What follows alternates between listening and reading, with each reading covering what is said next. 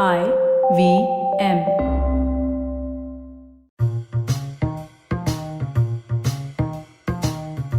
Hello and welcome to the Wire Talks. I'm Siddharth Bhatia. The Indian government has been regularly asking Twitter to take down posts, especially of those who are critical of it.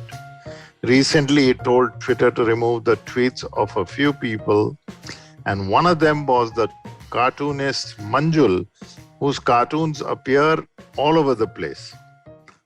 No one knows which particular department wrote to Twitter, but the social media platform, in its notice which they sent to him, said, "We are writing to inform you that Twitter has received a request from Indian law enforcement regarding your Twitter account, Manjul Toons, that claims that the content violates the laws of India." No details are available on what particular tweets violate which laws of India. Shortly after this happened, it emerged that this notice is often sent out to account holders. Manjul simply ignored it and went about his work, but almost immediately after, his contract with a news portal was abruptly cancelled. The cartoon has been in the business for many, many years, but rarely talks to the media or even publishes his photos online. His cartoons are very sharp, and I think they speak for themselves. I used to work with Manjul. We were together for many years, and he was even then critical of other prime ministers and governments. And today, he's our guest on this podcast, where he will tell us the background to what is happening, his philosophy of cartooning, and a little bit about his early days. मंजुल, आपका wire talks में स्वागत है. Welcome to the Wire Talks. शुक्रिया सिद्धार्थ, शुक्रिया मुझे बुलाने के लिए. Okay, you've been a cartoonist for many years. How did you get into this field? Was it your childhood ambition or did you wander into it by accident? And where did you begin your career? कब आए, कैसे आए और कहाँ आए? Actually मैं काफी young था, 16 इयर्स के करीब था, और उससे पहले से मैं कॉमिक्स वगैरह पढ़ा करता था. तो कॉमिक्स मुझे काफी अट्रैक्ट करते थे. उसके बाद 1984 में जब इंदिरा गांधी की डेथ के बाद एंटी सिख रायट वगैरह हुए, तो वो सब मैंने अपनी आंखों से देखा. तो शायद वो मेरे पॉलिटिकल अवेकनिंग के दिन थे. उसके बाद राजीव गांधी का चुना जाना, बोफोर्स का स्कैंडल होना, तो उन सारी चीजों ने मुझे आसपास की घटनाओं में थोड़ा सा इंटरेस्ट जगाया. उस समय तक मैं शायद हाई स्कूल में पहुंचा था, तभी एक बार एक पुलिस वाले ने मुझसे रिश्वत मांगी और मुझे पता नहीं चला, लेकिन मतलब उसने मुझसे 10 रुपए उस समय लिए और मुझे लगा कि शायद वो कोई फीस है FIR लिखाने की, लेकिन बाद में समझ में आया कि वो रिश्वत थी. तो वो उस बात से मैं इतना गुस्सा हुआ कि मैं उसके बारे में कुछ करना चाहता था और मैं एक न्यूज़पेपर के ऑफिस में घुसा और मैंने कहा कि मैं आपके साथ काम करना चाहता हूँ और मैं कुछ ड्रॉ कर सकता हूँ. तो that is how it is start. अच्छा, was this a newspaper office? This was a newspaper office, and that is probably the largest circulating newspaper in India today. Okay. Name is Dainik Jagran. Okay, and they took your stuff. Actually, they rejected me. The editors rejected me, and I was going out. Suddenly, I saw a lady whom I saw her earlier also. She smiled at me, and I smiled at her, and she asked me, "क्या हुआ बेटे?" तो मैंने कहा कुछ नहीं, मैं आया था और उन्होंने मना कर दिया है. तो उन्होंने कहा कि आप मेरे साथ आइए, और वो मुझे अपने साथ अंदर लेके गई. And suddenly she took out 2-3 articles from her drawers and gave it to me and said कि देखिए इस पे कुछ हो सकता है क्या. तो वो, उनका नाम रजनी गुप्ता है, वो अभी भी ग्रुप में हैं. And later I came to know that she was one of the owners. That is how I started. Okay, so that's actually a really wonderful way to start. And since you said you wanted to do something, now over the years, if that we are talking about when you were a young schoolboy, and over the years you must have drawn many, many prime ministers, many ministers. I remember during the UPA days, you regularly made fun of Dr. Manmohan Singh and his government's policies. Did you ever, when you began in Dainik Jagran, or after that, wherever else you work, did you ever get any pressure from authorities or from your editors who may have said, yeah, this time you've gone too far? कभी कुछ ऐसा कोई pressure आया क्या? एक generally request रहती हैं, request हमेशा रहती हैं, और प्रेशर मुझे मतलब इस बार से पहले, ये जो अभी करंट रिजीम है, इससे पहले केवल एक बार आया जब मैं लखनऊ में काम कर रहा था। तो जो उस समय वहां पर मुलायम सिंह की गवर्नमेंट थी, और वहां से मुझे काफी प्रेशर था कि आप मुलायम सिंह को या तो उनके लिए फेवरेबल कार्टून ड्रॉ करें या उन पे कार्टून ड्रॉ ना करें।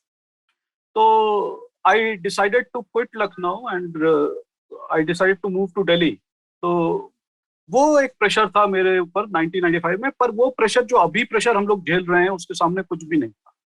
तो वो बहुत ही माइल्ड सा प्रेशर था, अब तो ऐसा लगता है। तो ये डॉक्टर सिंह के जमाने में क्योंकि कई कार्टून्स मुझे याद है बहुत ही शार्प थे, बहुत ही, क्या कहते हैं हिंदी में, कटाक्ष भरे। मेरी हिंदी आप जितनी अच्छी नहीं है, लेकिन फिर भी। तो कभी यूपीए गवर्नमेंट में किसी एडिटर ने कहा या किसी गवर्नमेंट ऑफिशियल ने कहा कि भाई ये क्या है? देखिए, लोगों ने जनरली, क्या होता है कि लोग जब आके आपसे ये कहते हैं ना कि आप मोदी के खिलाफ बना रहे हैं, आपने उसके खिलाफ कभी नहीं बनाया, इसके खिलाफ कभी नहीं बनाया, तो उसकी एक वजह ये होती है कि उन्होंने ना तो आपका पूरा काम देखा होता है, ना उन्हें ये पता होता है कि क्या चल रहा है। जितने कार्टून मैंने मनमोहन सिंह के खिलाफ बनाए हैं उनके 10 सालों में, आई आई सीरियसली थिंक कि मैंने शायद ही किसी प्राइम मिनिस्टर को इतना ड्रॉ किया हो, मतलब वाजपेयी जी को भी इतना ड्रॉ नहीं किया होगा जितना मनमोहन सिंह के खिलाफ किया है। और ये तो बिल्कुल तारीफ करने वाली बात है कि कम से कम 2004 से 2014 तक मुझे एक भी इस तरह का किसी से भी, इवन एडिटर्स से भी, ये नहीं आया कि साहब ये नहीं बना, मतलब एक बार भी नहीं हुआ। भाई एडिटर्स भी उस जमाने के थोड़े अलग थे। I don't think, I mean, I don't blame the editors today. They have to do their job, but some of them may be over enthusiastic. So do you think that has changed a lot, the type of journalists who are running organizations and newspapers and television stations? पहले अखबारों में मैंने एक चीज notice की थी कि देखिए, जो खबरें होती थी उनके बारे में अखबार की एक पॉलिसी होती थी कि वो खबरें बहुत ऑब्जेक्टिवली डिस्प्ले की जाए, मतलब उसमें किसी तरह का कोई भी आदमी स्टैंड नहीं लेगा। जो उनका एडिट पेज होगा, वो अखबार का जो अपना व्यू पॉइंट है या जो एडिटर का अपना व्यू पॉइंट है, वो उसको दिखाएगा, मतलब वो उसके बारे में लिखेगा, उसके आर्टिकल्स वैसे ही होंगे। ये उनका प्रोग्रेटिव था। वो एडिट पेज पे अपनी जो बात थी वो कहते थे, और जनरली मोर और लेस कार्टून को छुआ नहीं जाता था, क्योंकि उसके लिए ये माना जाता था, या तो वो ये मानते थे कि ये बड़ा नॉन सीरियस सा इश्यू है, इसको कोई सीरियसली नहीं लेता, तो इसको जो कर रहा है करने दो, या फिर वो कार्टून की सैंक्टिटी में बिलीव करते थे और उनको लगता था कि ये सटायरिकल चीज है, जो भी लोग पावर में उनके खिलाफ है, तो इस पे ज्यादा वो जरूर ये देखते थे कि वो लीगली इस तरह से ना हो, कुछ इस तरह की बात आप ना कह रहे हो जो लीगली ट्रबल पैदा कर दे। लेकिन इस तरह का कभी मैंने सेंसरशिप जैसा कभी कुछ नहीं देखा। Manjul, you specifically mentioned 2004 to 2014. And in fact, the last 3 years of the UPA government were really very rough on it. But when did you sense that things were changing? Vis-a-vis just not cartoonists, but in general.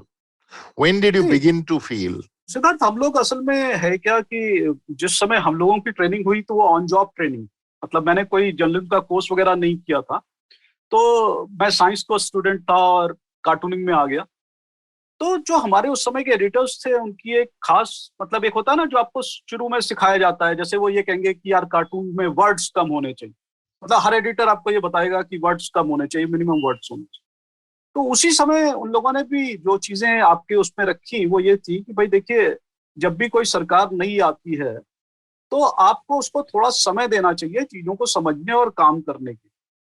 तो जिसको generally अखबार की दुनिया में honeymoon period कहते हैं, कि उस पीरियड में लोग सरकार को क्रिटिसाइज नहीं करते हैं, वो उनको मौका देते हैं ताकि वो देख सकें कि भाई वो क्या कर रहे हैं।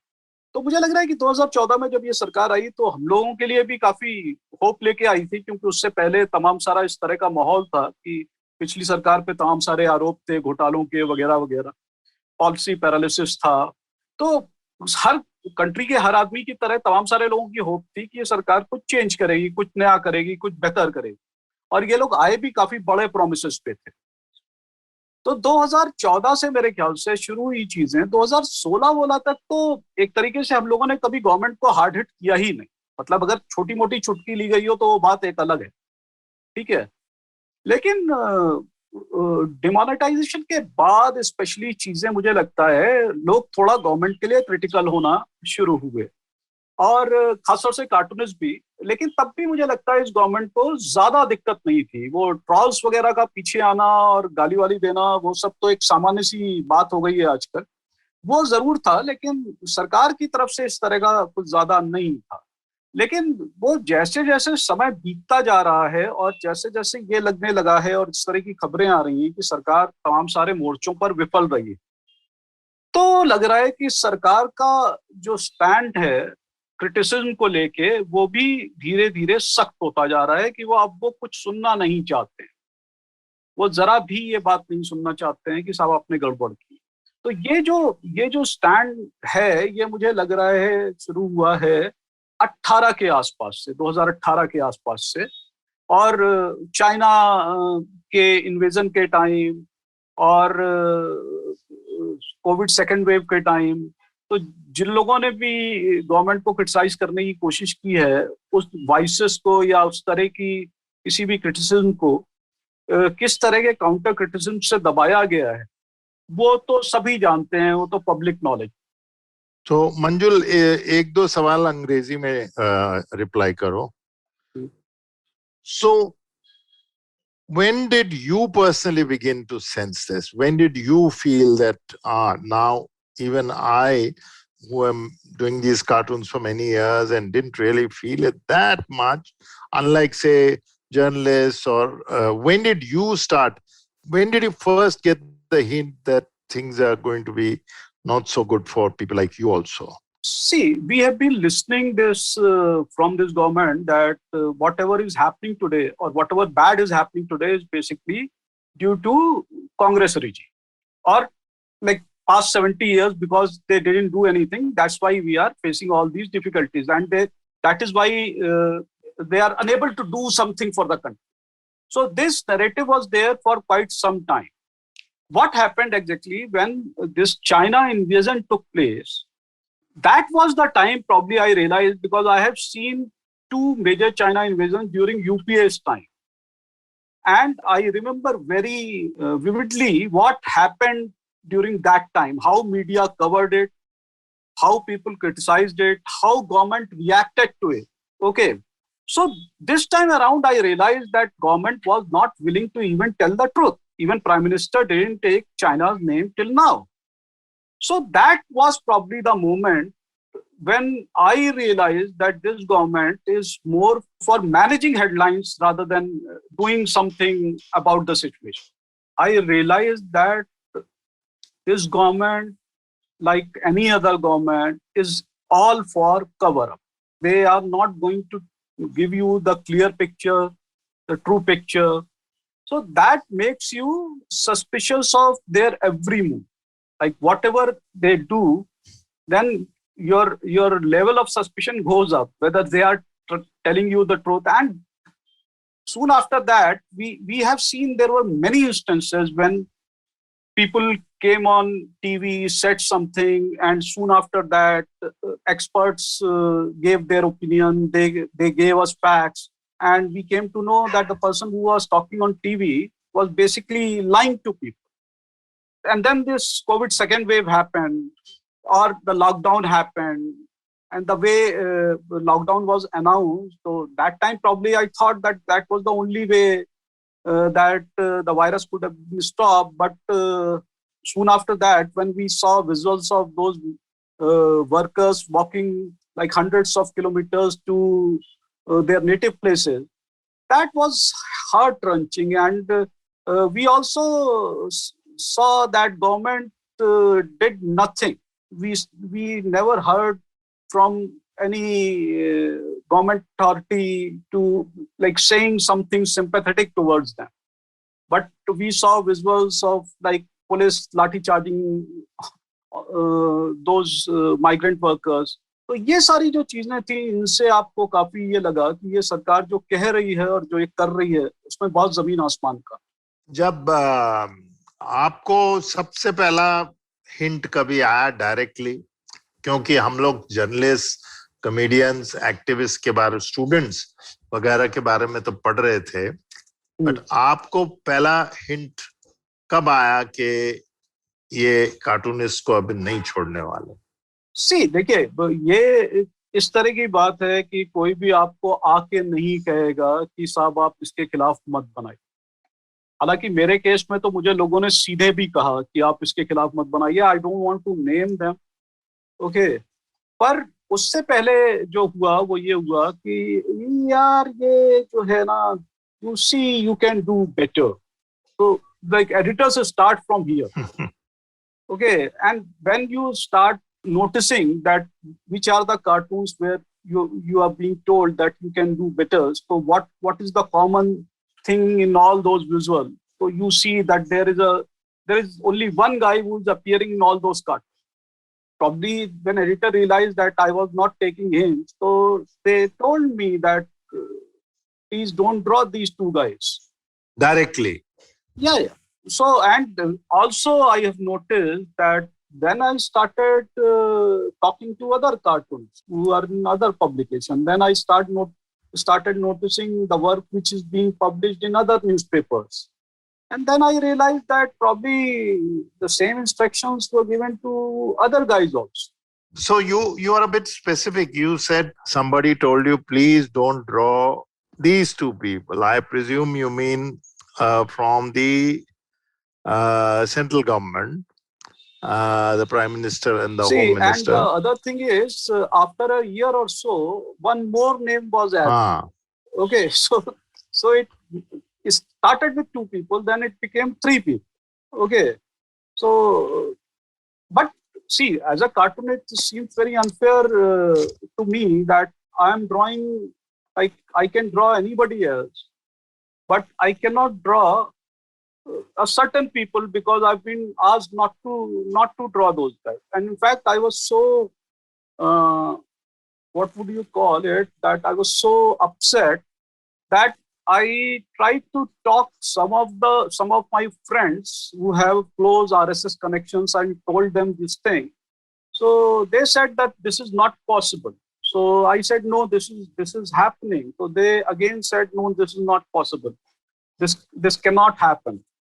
And then they, after a few days, they called me and they said they tried to find out, and they probably got in touch with the topmost people in the government, and they have been told no, this is not possible, and Prime Minister appreciates cartoons a lot.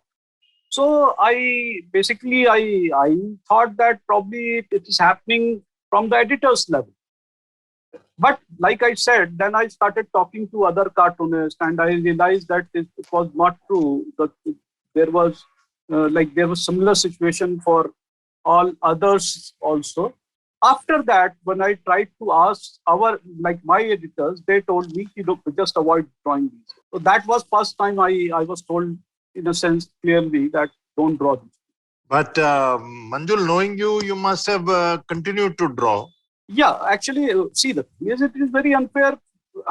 Like if I'm drawing a certain person and I'm not drawing some other guy, or I'm not allowed to draw. See, this is altogether different thing that I draw somebody, I don't draw somebody because of 100 other constraints. Like suppose today I have 10 topics to draw, but I can draw only 2 or 3. So I'll have to leave all 7 other topics, but that is my prerogative. But if somebody comes and tells me, okay, you can't draw on these 7 subjects, but you can draw on these 3. So that is pretty difficult and upsetting for me. So what I did, that I started my Patreon account and I started drawing those cartoons for unlimited readership who was there on Patreon. Or sometimes if I got an extra idea, I used to draw it for my Twitter readers or my social media reach. So I started putting those cartoons there.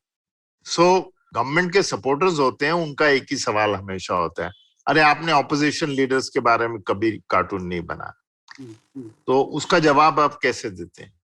तो मैं उनसे, देखिए, एक तो ये है कि मैं इसमें कोई सफाई देने के उसमें हूं नहीं, ना मैं पढ़ना चाहता, लेकिन वो 2004 से लेके 2014 तक देख लें, और किसी ने मुझसे नहीं पूछा कि भाई आपने अडवाणी जी को नहीं बनाया, आपने मोदी जी को नहीं बनाया, आप केवल जो है वो सोनिया गांधी को बनाते हो, राहुल गांधी को बनाते हो और मनमोहन सिंह को बनाते हो।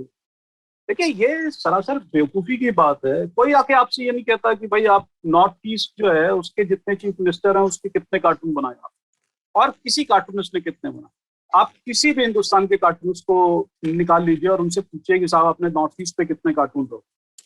देखिए, कार्टून का सिंपल मामला ये है, और बस साफ साफ मामला ये है कि जो न्यूज ऑफ द डे है आप उस पर कार्टून करें।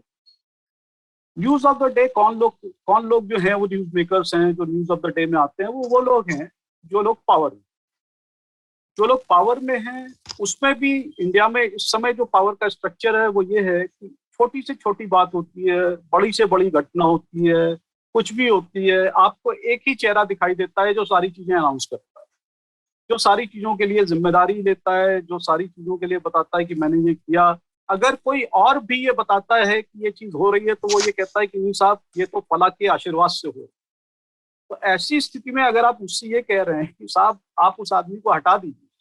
यूपीए में तो फिर भी ये माना जाता था कि Manmohan Singh weak prime minister हैं और जो कुछ हो रहा है वो सोनिया गांधी करवा रही हैं, और उसमें फिर भी आपको 5 मिनिस्टर ऐसे मिलते थे जिनको आपको पता चलता था कि ये काम जो हुआ है ये फला मिनिस्टर ने किया है, और आप खिंचाई कर सकते कार्टून। यहाँ पे तो ले दे के आपके पास एक ही चेहरा है, जो भी अनाउंस होता है, जो कुछ भी होता है वो हमेशा वही सामने है। तो किसी भी कार्टून के लिए तो इम्पॉसिबल है ना कि बगैर उस चेहरे को लिए हुए आप कार्टून ड्रॉ कर सकते। So I've been seeing your cartoons for the past few days, and the Twitter notice came to you suddenly. An old contract of yours was stopped. But I've been seeing your cartoons on Twitter and maybe elsewhere too.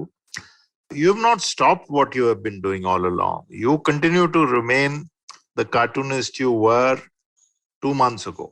See, वो एक तरीके से इस तरह की बात है कि मैं उसके अलावा कुछ जानता नहीं मैं उसके अलावा कुछ कर नहीं सकता, मतलब मुझे कुछ और आता नहीं। तो मैं कार्टून ही ड्रॉ कर सकता हूँ, मैं कार्टून ड्रॉ कर।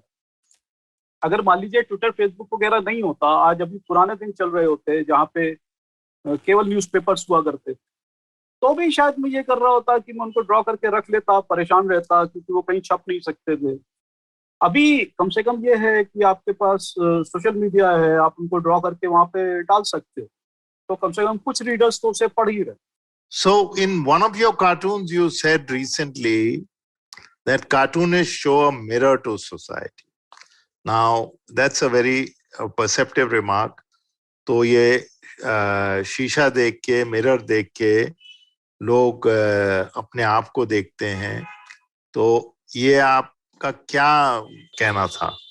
देखिए, इसमें होता क्या है कि जो लोग भी पावर में आते हैं, आप अगर, मतलब इसमें आप किसी को भी कुछ और नहीं देखना चाहिए, आप केवल किसी भी आदमी को ऐसे देखिए कि जो कोई आदमी पावर से बाहर है तो उसकी बातचीत कैसी है, उसकी बॉडी लैंग्वेज कैसी है, उसके स्टेटमेंट कैसे हैं, और जब वही आदमी पावर में है तो उसकी बॉडी लैंग्वेज, उसके स्टेटमेंट, उसका व्यवहार जो है वो कैसे बदल जाता है। कार्टूनिस्ट केवल ये बताता है कि भाई आप, ऐसा नहीं है कि पावर जो कि लोगों ने आपको दी, मतलब ऐसा नहीं है कि आपने वो अर्जित की है कहीं से आप उसको लेके आए, तो बेसिकली लोगों ने आपको भरोसा करके दी है क्योंकि लोगों ने आपका वो चेहरा देखा है जब आप पावर के बाहर थे उस समय। तो ये जो पावर आपको मिली है एक सर्टेन गोल्स को अचीव करने के लिए मिली। कार्टूनिस्ट का काम केवल ये होता है कि जब आप हवा में उड़ने लगे या आपको लगने लगे कि नहीं वो पावर जो है उसको आप डिजर्व करते हैं और वो किसी काम के लिए नहीं मिली है और वो तो आपको मिलनी ही चाहिए, तो वो आपको केवल इतना एक मिरर ये दिखा सके कि भाई असल में आप वही आदमी हैं जो आज से 4-5 साल पहले थे और आपको उसी तरीके से बिहेव करना चाहिए। तो इससे ज्यादा हम लोगों का कुछ काम नहीं है, और वो आप एक थोड़ा ह्यूमरस तरीके से, थोड़ा सिविल तरीके से, थोड़ा मजे के साथ इस बात को कहते हैं ताकि रीडर्स जो हैं वो उसको एंजॉय कर सकें। और देखिए, कोई भी कार्टून रीडर से तभी कनेक्ट करता है जब रीडर भी वैसी ही फीलिंग्स उनके मन में भी हो, रीडर्स के मन में भी हो कि हाँ वो भी उस घटना के बारे में वैसा ही सोचे। तो अगर कोई सरकार बहुत अच्छा काम कर रही है और कोई कार्टूनिस्ट जो है वो फिर भी उस पर कार्टून बना रहा है, तो वो कार्टून कभी भी रीडर्स के साथ कनेक्ट नहीं करे, क्योंकि रीडर्स को हमेशा ये लगेगा कि सरकार बहुत अच्छा काम कर। तो वो इस किसी भी सरकार को कार्टूनिस्ट वगैरह से या क्रिटिक्स से या ह्यूमरिस्ट से या स्टैंड अप कॉमेडियन से इसलिए दिक्कत नहीं होनी चाहिए कि अगर वो अच्छा काम कर रहे हैं तो वो लोगों को दिखाई देगा ना। अगर अभी मान लीजिए ग्रोथ रेट जो है वो 15% हो जाएगी तो मैं क्या कार्टून बना पाऊंगा? मैं नहीं बना पाऊंगा ना कार्टून। तो उनको ध्यान इस पे देने की बजाय कि मैं कार्टून बना रहा हूँ, उनको ध्यान इस पे देना चाहिए कि कैसे इकोनॉमी ठीक हो। वो पिछले 5-7 सालों तो यही बताते रहे, शुरू 14 से लेकर 18 तक। तो आज अभी मैं एक स्टेटमेंट देख रहा था कि 14 से 18 तक जो था वो मोदी जी ने इकोनॉमी रिवाइव कर दी थी, और उससे पहले इकोनॉमी जो थी वो शैम्बल्स में उनको मिली थी, जो कि हो सकता है सच बात थी। तो अगर 18 तक उन्होंने रिवाइव कर दी थी, तो बाकी सारे जो इकोनॉमिस्ट हैं, जो एक्सपर्ट्स हैं, जो बाकायदा आंकड़ों की आधार पे ये बात कह रहे हैं कि पिछले 8 क्वार्टर 9 क्वार्टर से इकोनॉमी आपकी ड्रॉप हो रही थी, और अगर कोविड नहीं भी आता तब भी इकोनॉमी की हालत खराब ही थी। तो वो क्यों कह रहे हैं? अगर रिवाइव की हुई इकोनॉमी ऐसी होती है तो फिर जो, अगर इकोनॉमी खराब होती तो फिर वो कैसी? तो ये छोटे मोटे सवाल हैं जो लोगों को धीरे धीरे समझ में आएंगे ही आएंगे, क्योंकि ये लोगों की जिंदगी को छूते हैं। अगर दाम बढ़ेंगे तो उसका असर हर आदमी पे होगा। अगर पेट्रोल के दाम बढ़ेंगे तो उसका असर हर आदमी पे होगा। वो एक सीमा तक हो सकता है उसे ना कहे या वो ना कहे, लेकिन अगर आप उसे कार्टून बनाएंगे तो उसको लगेगा कि हाँ ये बात सही है, और वो उस कार्टून पे हंसेगा। तो सरकारों को ज्यादा ध्यान इस पे देना चाहिए कि वो अपने काम को दुरुस्त करें, बजाय इसके कि वो कार्टूनिस्ट के काम में interfere. So, of course, you mentioned the economy and economic growth, but what are the other issues that you have been continuously pointing out and drawing on? For example, is it intolerance? Is it communalism, which is growing? Or is it the failure of government policies on every front? Do you have a sense that some subjects must also be commented upon? And do you comment on those things? सी हम लोग तो basically जो irony होती है उस पर ही ज्यादातर comment करते हैं, और वो obviously news of the day के साथ उसको ट्रीट करने का तरीका भी बदल जाता है। अब जैसा मैंने पहले भी कहा कि चाइना वाली घटना ने मुझे बहुत जबरदस्त तरीके से सरकार के काम करने के तरीके के बारे में सोचने में मजबूर किया, क्योंकि एक ऐसी सरकार जो अपने आप को बाकायदा घोषित करके आई है कि वो नेशनलिस्ट है, और वो उन चीजों में बिलीव करती है जो नेशनल के बड़े सिंबल्स। तो वो कैसे इस बात को अलाउ करती है कि कोई दूसरा कंट्री आपके घर में घुस के बैठ जाए और आपके मुंह से ये आवाज तक नहीं निकले कि ये गलत हुआ? और जो भी आप उसके बात करें उसमें मैक्सिमम चीजें इस तरह की हों कि हेडलाइन मैनेज हो जाए, आपका चेहरा चमक जाए, बजाय इसके कि उसको बाहर किया जा सके।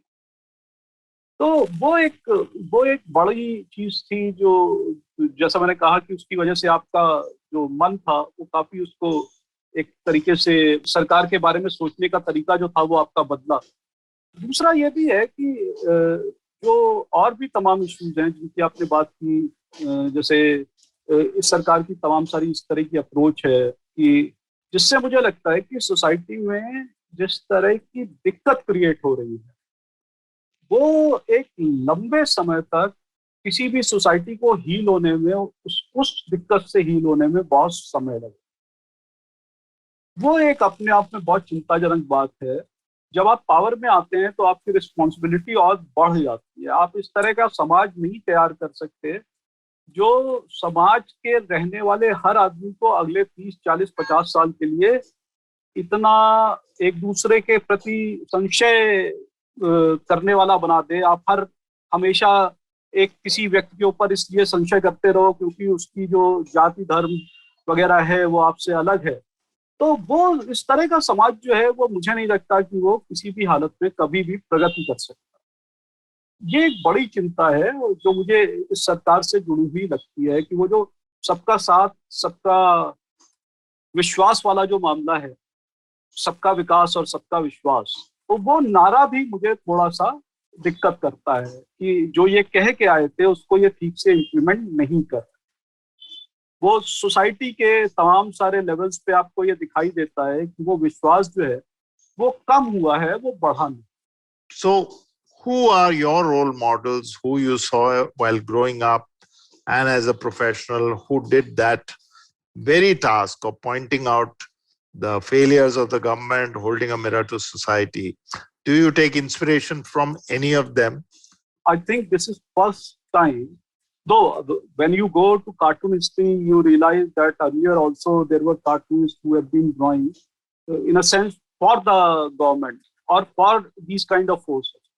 But I started in 88, 89, and since then, the cartoons I read, I realized almost every cartoonist was going after the current regime. It was not like that cartoonists were blaming opposition. Like nobody blamed VP Singh for Bofors scandal. During Narsima Rao's time, people would draw all kind of cartoons against Manmohan Singh and his economic policies. And now I see that after 25 years, people are praising Manmohan Singh and Narsima Rao for those economic policies.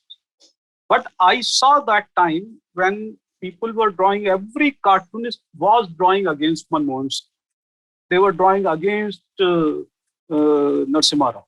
So I think that I am inspired with all the cartoonists, the collective spirit of those cartoonists, that this is your job, you have to do this only, nothing else. So I learned from those cartoonists, almost every cartoon which I have seen in the past 30 years. And even today, there are anonymous cartoonists who have been doing this kind of job on social media. They are not associated with any publication or so, but this new tribe has emerged soon after the newspapers stopped carrying good cartoons. So we started seeing these cartoons coming in social media. Most of them are anonymous, and they are doing a great job. So, what are you going to do next? At the moment, there is social media, you are publishing here and there. But do you think the government and its agencies will stop right here? Not about you only, but even the others who've been journalists, etc., who've been sent these notices. I seriously doubt. Because see, the thing is, to stop this criticism, there are only two ways. The one way is hard work, like government work for improving the things. The other way is to manage the headlines. So I think that government is not going for hard work the other way. So they will try to manage the headlines. So the easiest way to manage the headlines is stop all kind of criticism. Right now, what I'm seeing is the government is taking the other route. तो मुझे नहीं लगता कि वो इस तरह का कुछ करेंगे जिससे उनको ज्यादा मेहनत करके चीजों को वो इम्प्रूव कर सके। और दूसरी बात जो आपने कही कि मैं क्या करूंगा, ऑनेस्टली स्पीकिंग अभी तक मैंने सोचा नहीं है। मैं अभी भी इतना सारा कुछ हो गया है 1-1.5 हफ्ते में, उससे बाहर निकलने की कोशिश कर रहा हूँ।